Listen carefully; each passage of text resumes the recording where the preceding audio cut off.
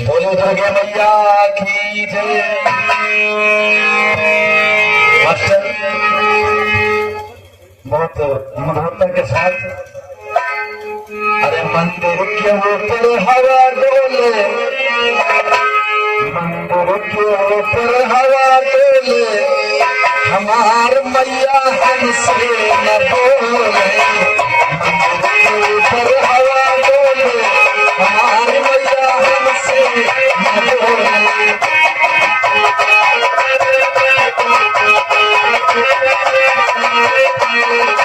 हमसे न बोले मैया, हमसे न बोले, हमसे न बोले मैया, अरे हमसे न बोले। मंदिर के ऊपर हवा डोले,